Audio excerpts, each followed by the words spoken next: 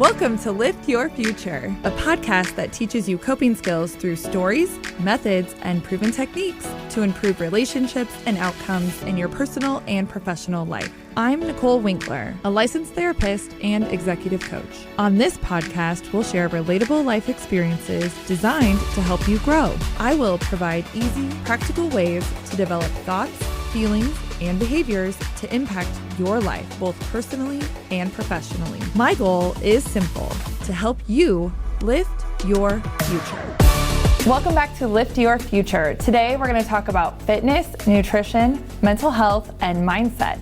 Our guest, Conner, has lost over 130 pounds, and not only that, she's kept it off for over a decade.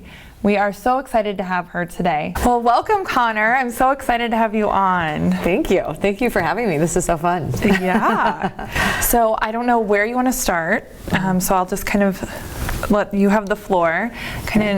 What is your story? So I'm 32 years old. I'm a hairstylist here in Omaha, Nebraska.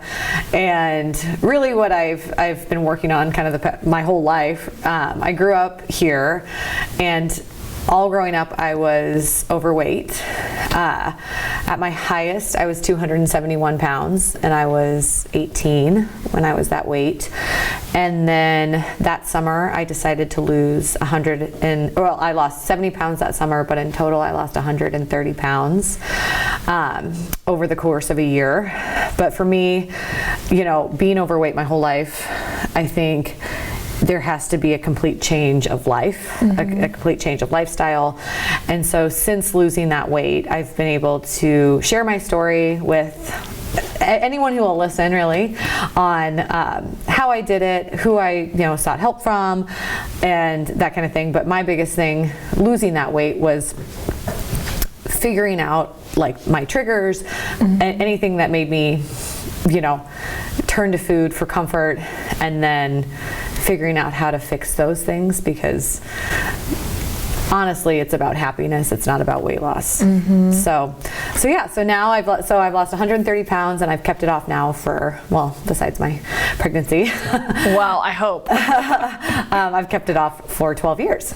Yes. And I have the pleasure of knowing you personally. Yes. You're one of my dear friends. So thank you for being here and sharing this. I think a lot of people can relate and resonate, but I know you and I have had many conversations about kind of the thinking behind it and the feelings associated with it and even the behaviors. And I know that you've shared a couple of funny stories with me, but I would like for you to kind of speak to that. Can you tell us a little bit about the thought process that you even 10 years ago, 5 years ago today, because you are pregnant, you are expecting, yes, which is so exciting.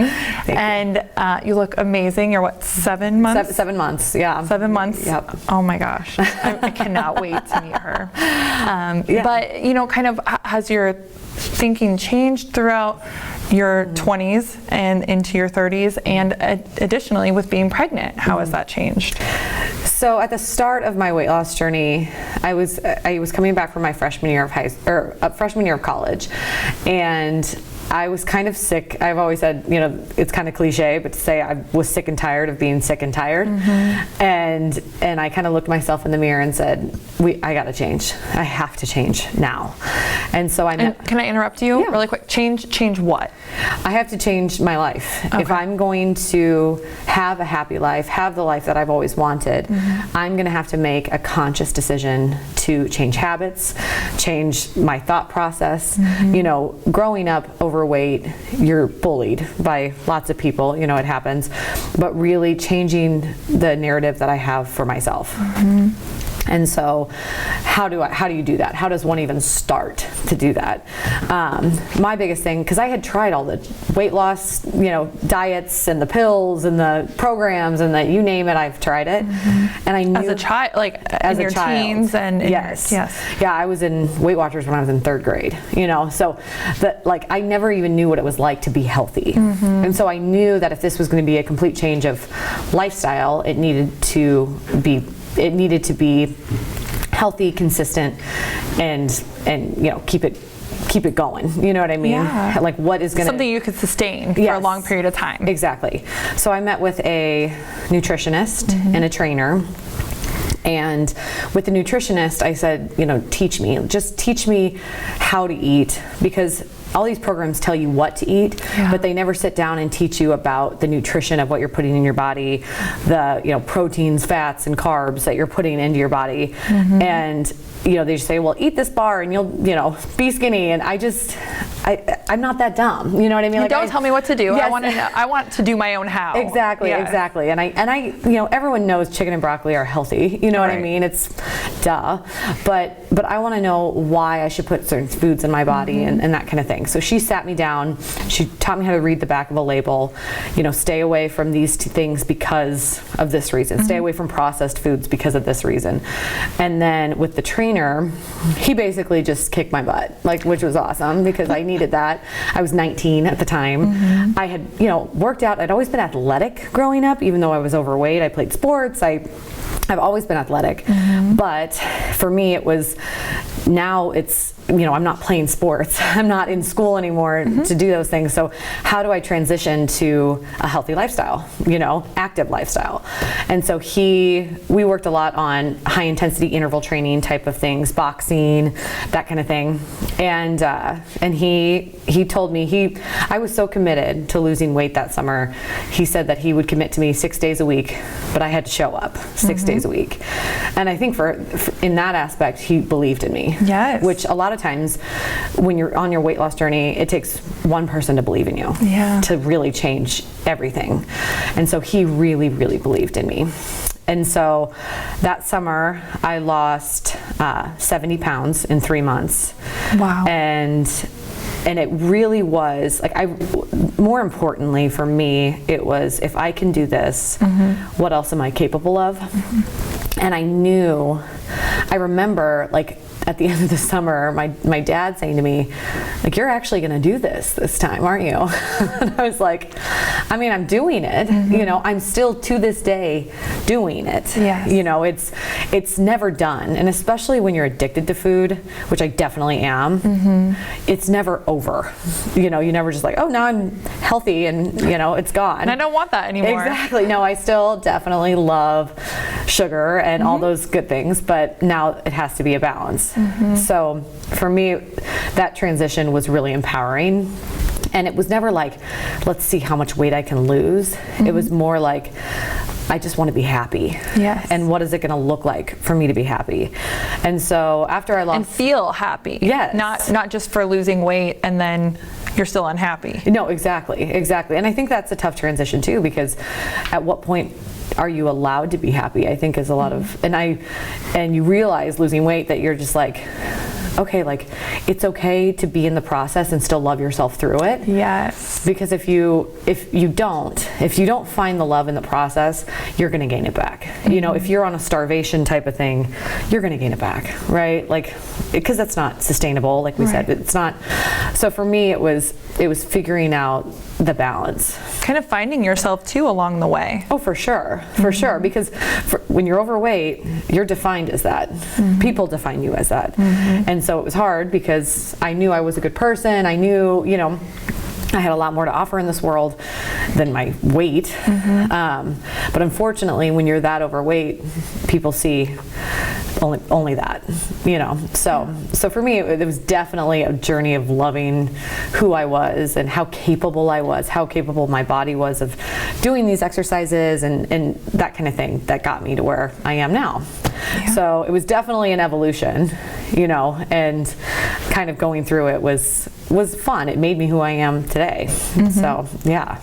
So let's talk a little bit about what you were eating. Okay. And if that's changed throughout the years, because obviously we know, like you said, chicken and broccoli is healthy. Yeah. Of course. But what else? I know that you put out an ebook. Yes. And it has recipes in it, and it has some fun different things. Yeah. I know you have posted some videos on social media of how to make this that tastes like this. Yep. And you're always willing to try something different. And I'm super picky, so you're actually gonna like this one. Let's try it. And so, no, I mean, I love that. And so if you would mind speaking to that a little bit. Yeah. Basically, like for me, it wasn't about like depriving myself of the things I've loved. It's just more figuring out a healthy way to do them. I call it my like fat girl's guide to skinny, or fat girl's guide to fit, because skinny is, you know, one of those words. But and it was, you know, figuring out, okay, so I love pizza. So what's a healthy version of pizza that gives me, you know, all, because like you said, like it's, you know, all the lean meats, vegetables you can possibly imagine. And I kind of created frontline, and it's in my ebook, this kind of guideline of how to eat healthy most of the time, right? Because I don't like the idea personally of a cheat meal or a cheat day, because you don't know the damage I can do in a cheat day. Like you have no idea. Like, I mean, I always laughed at kind of because I've done those where they're like, oh, you get one cheat day a week, and I'm like, I mean, I can put down like a whole pizza and Ben and Jerry's and like not even blink. So like, and that's lunch. Yeah, and that's not healthy. That's not a healthy way to live. Right. And maybe that might work for some people. It doesn't work for me. And so I was like, how do I incorporate pizza and things that I love without feel like I'm cheating all the time? You know what I mean? And I'm the kind of person also that if I feel like I've fallen off the bandwagon, I don't just fall off. I like fall and roll down the hill. You know what I mean? It's not like this like, oh, like I'll have a little like bite-sized Snickers and move on with my life. It's like, oh, I guess I had a bite-sized Snickers. Now I'm gonna eat the entire contents.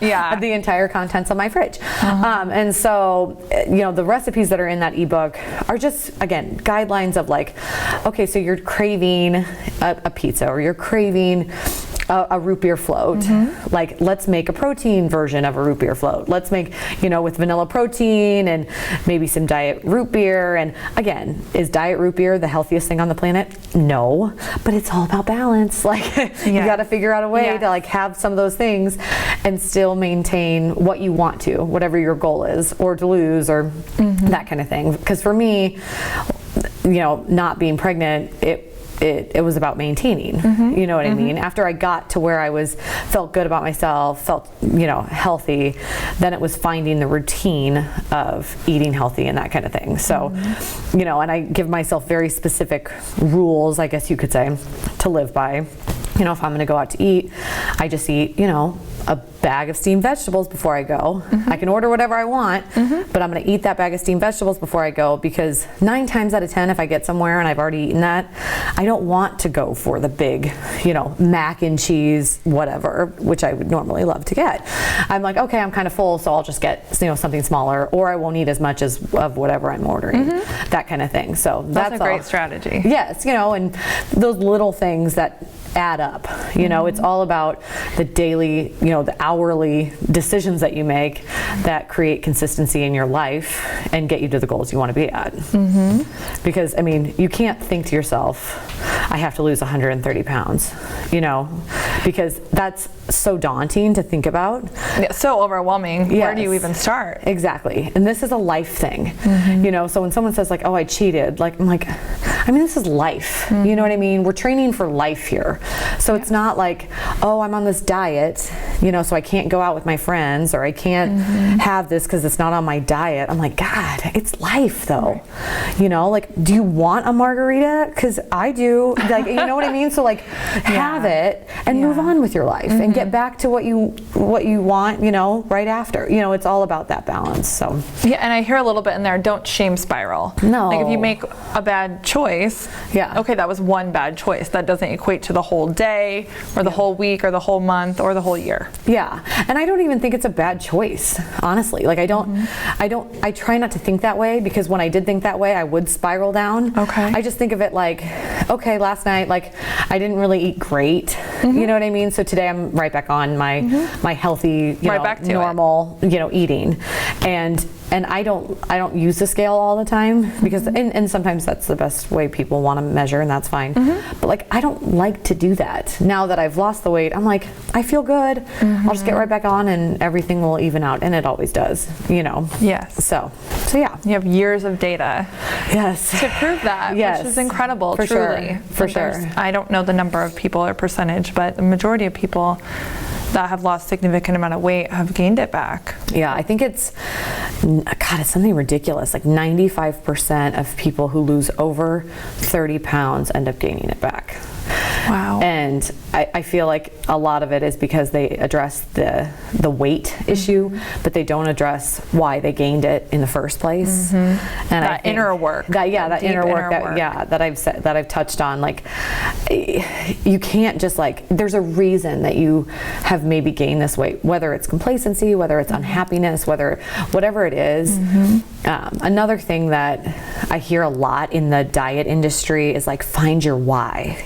People love to say that, which kind of drives me crazy, because it's find your why as to why you want to work out. And I'm like, I mean, why? Like a Mexico vacation? Is that your why? Which is cool. That's fine. But to really truly find your why, you need to figure out why you got there in the first place. Whether it is complacency in life, or whether it is, you have to find out why you got there. And once you find that out, you can start, and you know much more about the psychology behind it than I do, but you can start to figure out how to get back to where you feel the best about yourself, whatever that looks like. Yes. You know what I mean? And I love hearing you say that and talk about that. I went to a trainer several years ago, and he said, all right, so why are you here? And I said, to get stronger. He's like, I know, but what are you looking forward to? Do you have a wedding coming up? Do you have a vacation coming up? I was like, no, I don't want to have something coming up. I have life to live, and I want to be stronger. And so that was a very interesting conversation. And when I had met you, I know that I asked you, one of the things I asked you when I had first met you was, all right, so when am I going to like working out? When am I going to enjoy getting up and going and doing it? And do you remember what you said to me? Never. Did I say never? I mean, I laugh because people ask that all the time. And some people do. Some people love, I wish I had that mind that loves to get up at 5:30. And we've talked about too, I hate the word motivation, because if someone's like, oh, I'm just not motivated. I'm like, is anybody motivated at 5:30 in the morning? Right. Nobody's motivated. Yeah. I don't know a single person jumps out of bed like the Energizer Bunny. Let's go. And if they do, good for them. Good for them. I'm proud. I am not that person. I am the, okay, just get up, wash your face, and brush your teeth, and just get out the door. Just put your shoes on and get out. So the word motivation for me is so annoying, because nobody is motivated at 5:30 in the morning. And there might be some people, but not me. Not my people. Yeah. And so, and I do enjoy certain aspects of working out. I love the after effect. Yes. I love how I feel. Serotonin dump. Yes, exactly. When you're in your car afterwards, it's oh my God, I feel so good. But I absolutely hate it during. And I do, high intensity stuff. So, I did before baby, and that's a whole nother thing. But I do the high intensity stuff where I really feel like I'm gonna throw up about 50% of the time, but then at the end of it, you feel good. And like I've said, I still love to eat. I'm still the same person in that way. So working out as hard as I do affords me the ability to have a lot of flexibility with how I eat now, because 80% of the time, I would say 80 to 90, I eat really well. But then when I do go out, I do just eat what I want. What you want. Yeah. And I'm okay with that. So I think that's a really important way to live, And to find something you don't absolutely hate, I think, is also important. Yes. There's not a punishment. No. We're not punishing ourselves here. No, if it's a workout class, or if it's a, if you're really trying, truthfully, if you're really trying to lose weight, you gotta sweat. I've worked with people who have also said, well, I just don't like to sweat. I'm like, well, neither do I. Okay, we're all in the same boat here. I don't like to either. Well, you have to get your heart rate up. Yes, to burn calories. Correct. And that's all. And sweating is a byproduct of that, to cool your body down. Exactly. Yes. Exactly. So those are the things where I'm just kind of neither do I. Or if someone's like, well, I just don't really like vegetables. I'm like, I mean, you think I like crave green beans? Like, no, I don't. But they make me feel good. They keep me going. They keep me full. Those are the things you have to change your mindset about. Because if you tell yourself all the time, well, I'm not motivated, or I don't like doing that, so I'm just not going to do it, then you'll never make real change. Right. You know what I mean? And that's more of the fitness side of it. But the fitness side does release serotonin and make you feel good too afterwards. Absolutely. And if you can find funny moments, like if now I'm kind of doing my Peloton and there's funny trainers and that kind of thing, like finding the light spots, I guess, in working out is also important, or finding like a workout buddy that you can joke with while those things are nice to have as well. Definitely. And so you're doing Peloton now. I know you said that you're not doing the high intensity like you were before because you weren't pregnant. Yes. So what can you do now? What are you able to do? So it's tough because for the last 12 years of my life I've been doing like hard training workouts. Oh, I know, I've worked out with you. Yes, and so for me, she will kill you. Yes. So for me, being pregnant was a whole like new version of how I needed to live, both eating wise and workout wise. I was pretty sick for the first 17 weeks of my pregnancy. I'm so happy I'm pregnant, but I do not like being pregnant. I don't think that's a shameful thing. No. It's very cool. Hard. I'm gonna love the end product. It's gonna be great. But for me, training myself and training my body in the last 12 years, it was a huge like pause in my life almost to go, and the other thing that people love to say when you're pregnant is, oh, just listen to your body. Oh, just listen. And I'm like, what does that mean? Like for the past 12 years, I've been killing myself in the gym, really not listening listening in a way of like, I don't injure myself, but not listening to myself. And like, I push myself to the point where I feel like I'm kind of going to die, and then I stop. And you can't do that when you're pregnant. You do have to start listening to what your body's doing when it needs to rest. And so it was a complete transition. So now it's more, Peloton workouts. I tried to go for a jog, and my doctor said that was fine, and so I did, and I had like pelvic pain for 4 days after. Oh, wow. I felt like I was gonna have a baby for 4 days after, and he's like, okay, you shouldn't be running. Just your body, she's sitting really low, and your body is not made to do that right now, and so don't do that. So you're learning some moderation. Yes, for sure. Because you were so all in and so intense. Yes. And now it's still, I want to work out. I feel good when I do that, but it has to be a little bit different. Yes. And I can't drink all the caffeine that I want, which is not super, again, learning that maybe it's not as healthy to take as many, like drink as much caffeine, or take supplements. The supplements, the supplements that I take or whatever, because I'm growing a human inside of me. And so finding that balance. Well, there's ever a good reason. Yes, that's absolutely. Probably one of the best reasons. Absolutely. And with my eating, obviously you have to eat a little bit more when you're pregnant. Now I'm much more conscious of what I'm putting into my body to make sure that she has everything she needs, and and I feel good all the time. Because now if I cheat or whatever, there's no like, okay, I just need to work out a little bit harder tomorrow. You can't do that when you're pregnant. So for me, it's just more, if I'm going to eat something that maybe isn't like, or is high calorie or something, I need to be very aware of what that's going to do to me, what that's going to do to her, and how that looks, And you can feel her now. I can feel her. So if you eat sugar, can you tell?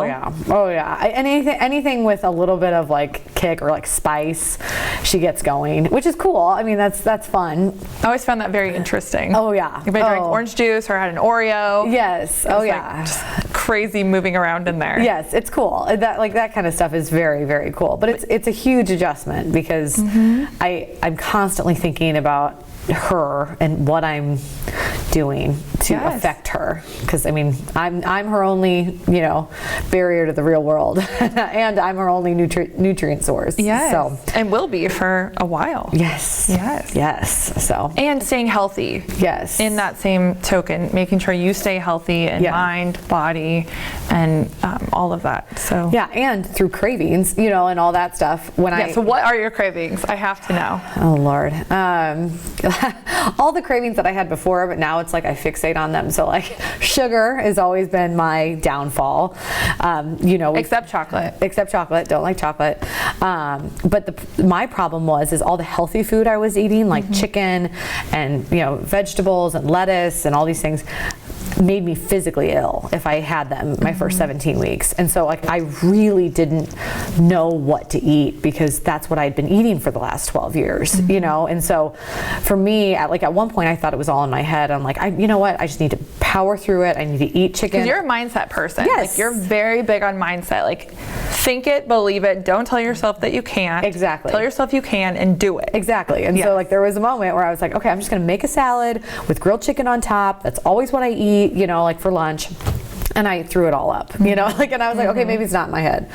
And so those are the things that were huge adjustments for me, because I can no longer eat those things. So, fast food has been, I haven't eaten fast food in 12 years, and that has been a huge craving for me, which is horrible. Like, I'm laughing because one of my cravings, one of the very only things I could eat at like week 15 when I was pregnant with my oldest, I wanted hush puppies from Long John Silver's. See?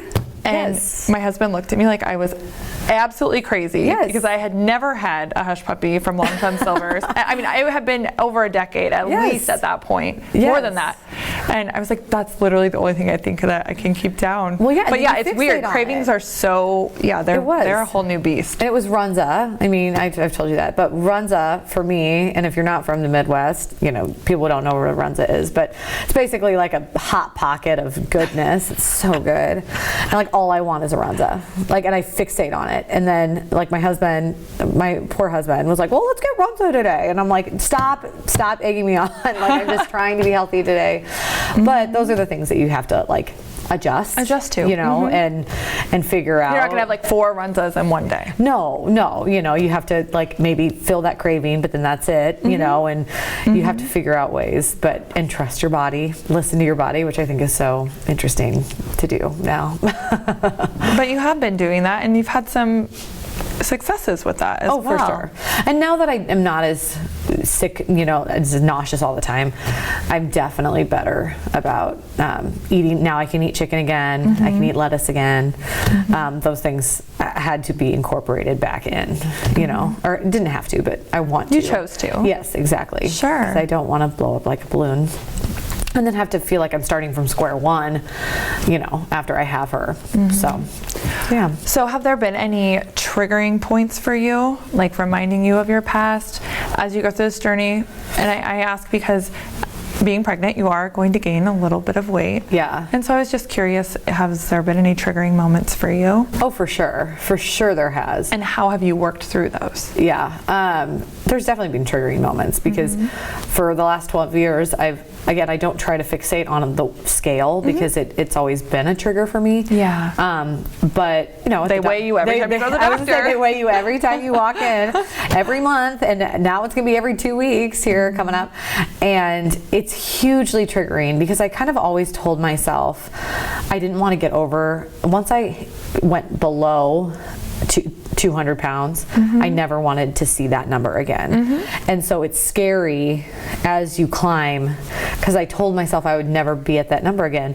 But obviously I'm growing a human inside of me, and I'm 5'10", and so I'm like, okay, I'm just gonna have to deal with it when it comes. I know it's gonna come, but it's those types of anxious feelings that come back to you, you know, and you wonder, you have so many people telling you everything about pregnancy and weight loss, and this is how much you should gain versus, everyone tells you something different. Everyone has an opinion. Everyone. And it's hard because you never know really which one's right. You try to listen to your doctor, but my doctor's also a man who doesn't understand the emotional side of gaining weight, especially for me.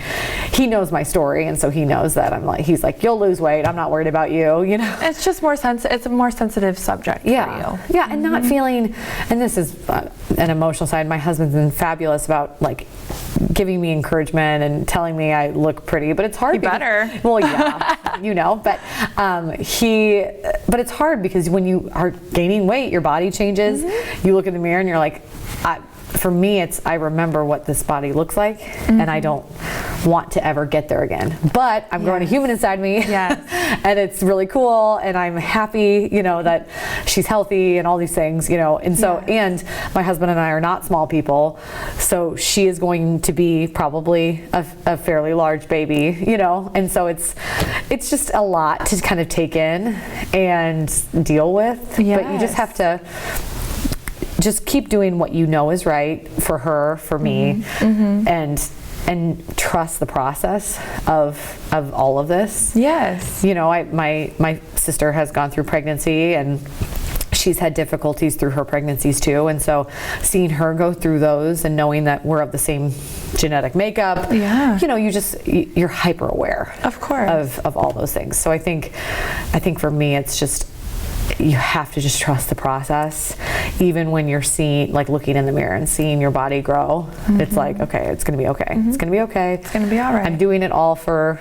obviously the best reason. I'm not 18 anymore. No. This is not 18-year-old me. This is 32-year-old me. And that's been a whole other thing with working out in my workout classes, my high intensity workout classes.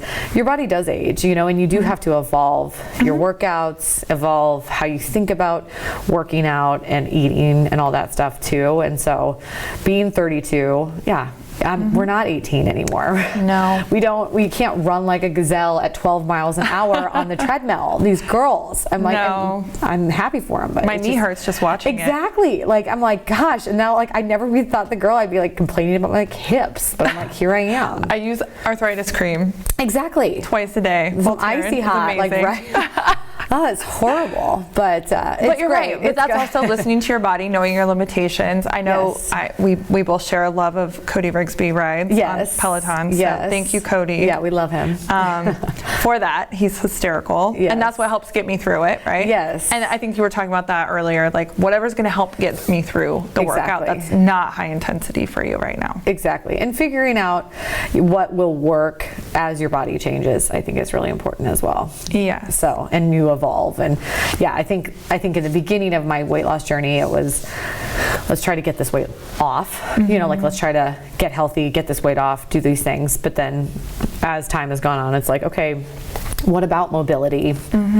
Training? What about things that, you know, are going to be gentle on my joints? Yeah. And all those things. I'm like, I feel so old saying that, like, be gentle on my joints. But you know what I mean? Like, maybe not like trying to like deadlift, squat things that hurt my back. You know, like things like that. I just like need to figure, you know, we're figuring out. It's a learning curve. It's always learning. Yes. And if you don't learn, then you repeat the same mistake until you learn it. Exactly. Unfortunately. Right. Exactly. Or you hurt yourself enough to. So I want to talk a little bit about boundaries and like what boundaries you have. You're talking about those right now in terms of working out, but what boundaries do you have in terms of eating for yourself? Post or probably pre-pregnancy. But still probably post-pregnancy. Like I know there are things that you don't keep in your house. Oh yes. Specifically, so you don't eat them. Yes. Or make them. Yeah. And thankfully my husband and I are on the same page about a lot of this stuff, because I think it'd be hard to have a partner that wasn't. But I was just talking to my family about this last night. You know, there are just certain things that we don't keep in the house. Like ice cream, for instance. That's an easy one. But because both of us know that if there's like a half gallon of ice cream in our house, it won't be there very long, because we will both sit there and eat it until it is gone. And so, but we love ice cream. So if there's a day or whatever that we're like, well, you know, we kind of feel like ice cream, we just go out, get it, have it, and then that's it. And those I think are really healthy boundaries to set for yourself, because it's okay to be realistic with yourself. Yes. I remember at the kind of the more start of my weight loss journey, or probably like 2 or 3 years into losing the weight, you know, I'd go work out in the mornings, and then I'd go to the grocery store, and I'd be in such a great mindset, right? Because you feel good, your endorphins are flowing, you're like, you know what, I can have like ice cream at my house and just have like a serving, right? I can do it. We can do it. I can control myself. Exactly. Like it's all about just mindset and control, right? We're all about that. And then, you know, I go work a 12-hour day at my job and I come home and I'm exhausted and I haven't eaten, you know, a lot all day and I'm starving and I'm like, oh God, I have that ice cream in the fridge. You know what I mean? And nothing sounds better than ice cream. Exactly. When you're when you're hungry and tired and so I've had to learn those boundaries of like, okay, I just can't have that in my house anymore. Yeah. It's not that I can't have it ever. Right. It's that I just shouldn't have it in my house. Exactly. You know, and those are just trigger moments where you just learn to not do that anymore. And strategies that you put in place to help yourself be successful along the way. For sure. And I do think like when you go out to eat with your friends or whatever, it's a good opportunity to say, okay, you know, like I've eaten well, like I kind of want to try this dessert or I kind of want to try this drink or whatever it is. That's okay to do that. Like it's all good, you know, and the nice thing about that is it doesn't follow you home. That's right. It stays there. You know what I mean? Like my husband and I both do the same thing when we go out to eat and we have something really good, because a lot of times we'll split it or whatever and there'll be some extra and he'll be like, well, let's take it home. I'm like, nope. Nope, because you know we're gonna get home and that's not even gonna make it to the fridge because we're gonna open it back up and we're just gonna eat it. So like might as well just leave it. We enjoyed it. Yes, we enjoyed it. We had a great time. And we're done. Yeah. We are done eating it. He's like, okay, fine, you're right. And that's a boundary, a healthy boundary that you set for yourself. Yeah, because it's okay to admit that it's hard to control that. You know what I mean? Like it's okay to say, I can't control that, so it's over. Like my mom, we were at my parents' last night. My mom pulls out a huge Costco-sized frozen bag of cookie dough, like already individually packed, like individually sliced or whatever. And I was like, I could never have that in my house, like ever in my life. No. And my dad's built the same way I am in terms of how he eats, except he's a guy, so he can get away with a lot more than I can, I feel like. But I'm like, how do you even have that in here? And my mom's like, well, we have it in the garage freezer, so that way we kind of forget about it most days. And I was like, no, there would be an alarm going off in my head all day. It would live there. It would live there. There's cookie dough in the freezer in the garage. That's already, I could just go take one. And then you're like, you get there and you're like, well, they're not that big. 25 later. Exactly. It's like 25 years later. Like, yeah, no, that bag's gone. Yeah. I couldn't have it in my house. Whereas, I mean, that would be my trick. And Brian and I both were like, no. I don't know how they're doing it. I know, but no. And I really don't know. And my dad was kind of like, oh, I kind of forgot that those were in the freezer. So then you could we'll have to check in with him today. We'll have to check in with him. Right? How many has he eaten today? Yeah, exactly. But he also works out very hard, so he's fine. Yeah. So things like that, where you just need to set those boundaries for yourself and live up to them. And be honest with yourself too. Yes, for sure. About it, right? For sure. Not that we love to lie to ourselves, but sometimes we lie to ourselves because we don't want it to be like that. Exactly. Oh, that's how I am every morning. And that's denial. Yes. That's denial. For sure. And those are things like, boundaries now, again, like the runza was one thing, but I just in general don't eat fast food. I just don't. Because if I'm that hungry, I need to get home and I need to make myself something healthy, because the chances of me eating something bad once I get home are very low because I don't keep those things in my house. Right. And I know fast food is a trigger for a lot of people, but I just have made it kind of a rule in my head, like you're just not going to stop. Like you're just going to keep going home. Yes. And fast food is an addiction. And food's an addiction, but like when you pass all those places, you're kind of like, oh gosh, that sounds good. Oh gosh, that sounds good. But just, laser focus, you have to make it home. Those are just little boundaries that you set for yourself. And you set yourself up for success, But, And how am I going to feel about myself tomorrow if I do this, right? Or even later, even afterwards. Yeah, and that's the other thing, which helped me was, how is this going to make me feel in 45 minutes? Because I don't care who you are, those foods do not make you feel good, ever. Now, if you've been eating really healthy, they make you feel probably a lot worse. You know what I mean? Very Especially if you've been on a roll of eating well. Then if you're on a roll eating well and then all of a sudden you have like a bowl of ice cream or whatever, your stomach hurts 45 minutes later, you feel lethargic, you kind of had a sugar high and now you're coming down. It doesn't make you feel good. And it's in those moments that you have to remember how they make you feel. Because yes, they taste fabulous. I'm with you. you. I hear you. But then they don't make you feel good long term, you know. Next time you do that, record a video of yourself on the come down. This is how I feel. And this is what I'm going to watch next time I want to do this. Exactly, right? So you can pull that up and remember, because our brains are very unique in that we forget pretty quickly. Oh, for sure, for sure. Like, that was yesterday. Yes, you remember the sugar high, but you don't remember the crash, right. You know? Yes. It's like anything in life, you know? That's right. Yes. And so I know a big part of your My Butterfly Journey is your business that you've created and have worked on for several years now. Part of that, a big component of that is self-love. Yes. So can you speak to self-love a little bit for us? Yeah, for sure. You know, like I kind of touched on in the beginning, it was about, you know, being bullied all growing up, and really, you know, you get in this spiral of self-loathing, and you become your biggest bully in your head, you know, like, I can't do this, I don't have enough time to do this, all these things. You have to figure out that, one, you're worth it, and two, you have to forgive yourself for getting yourself in that position, right? Because really, when you look yourself in the mirror and you look yourself, you know, you really internalize, you look at what has happened internally, you have to forgive yourself in those moments, because we are so hard on ourselves. It doesn't matter, it doesn't have to be about weight, it can be about anything. Yes. You know, but you have to forgive yourself for treating your body like crap, you know. And again, it goes beyond weight. It's, you know, it could be alcohol, it can be, you know, self-hatred, whatever it looks like to low you. Self-esteem, exactly. Low self-worth. And you have to continue to forgive yourself until you get to the point where you're like, it's okay to be human. It's okay. Like, we're all human, right? And I'm human, and I make mistakes and that type of thing. But to really, self-love is forgiving yourself over and over and over and over. And I think that's a huge part of the weight loss journey and of the life journey is because you get to a point where you create a better you through forgiving yourself, and you hold yourself to a higher standard because you're able to forgive yourself in that way. And you know, there will be days where I miss workouts, and there will be days where I don't eat exactly what I think I should be eating, and it's in those moments where you go, okay, I'll be better tomorrow, and it's okay, and I'm not this disgusting human, you know, because I might have misstep. So that inner dialogue, that self-talk.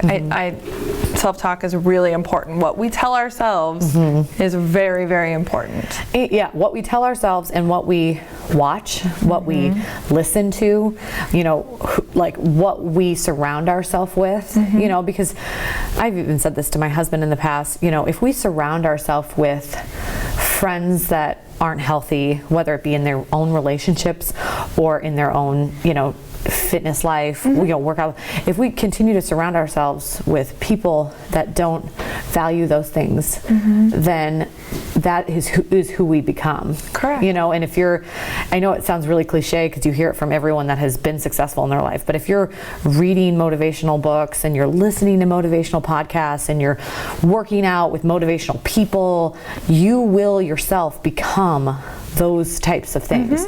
You will become a better version of yourself. And even if in the beginning you're kind of forcing yourself to listen to those things, or forcing yourself to get out there and meet people that have the same values as you, you will become a better person because of it. And it is uncomfortable. It will never be comfortable. Living in comfort is great, but it doesn't make you grow. And so it's those types of steps that you have to take to be the person you want to be. I mean, it sounds cliche, but it is, you know, and not only with weight loss, but like in your career, in your life, in anything you want to do.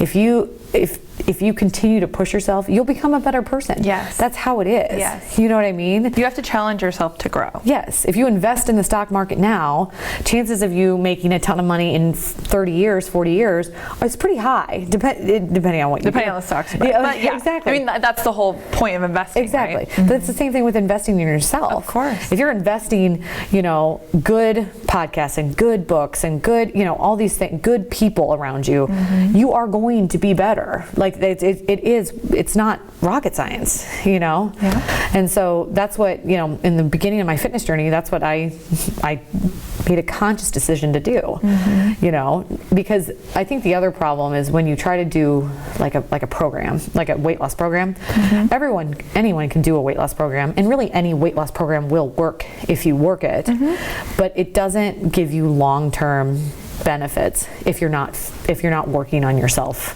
through the process. Of course. You know, I've heard it. Agree more. I've heard it a million times, where like if someone does, let's say Weight Watchers, which Weight Watchers is a good program for a lot of people, because they have the social, you know, getting together, weighing in together, support, social support. Exactly. But what happens after? You know, I've heard it so many times where people will say, well, I'm going to go back to Weight Watchers because it worked so well for me before. And I always challenge them on that, because I'm like, if it worked so well before, wouldn't have you kept the weight off? So what was it that made you gain it back? What happened? Yeah. Because if it's just a program you're looking for, you're missing the point. You know what I mean? You're missing the point of life in general, you know? And so I hear in that a little bit of like personal accountability. Yeah. Not just accountability to another entity, other people, a group of people, which we know does work, right, for temporary change. Yeah. But at the end of the day, I know something that you've said to me before that really resonated was, if people cheat or don't work out or don't go to the gym, like, it doesn't matter to me, because they're really only cheating themselves. Yeah, for sure. Like, their mind and their body, and like, they will know it will show up somewhere. But so it's not up to me. I hope that they do the things that they say that they're going to do, but that's not up to me. Well, and that, like you said, accountability for yourself. You know, you're only going to cheat yourself if you don't want to work out.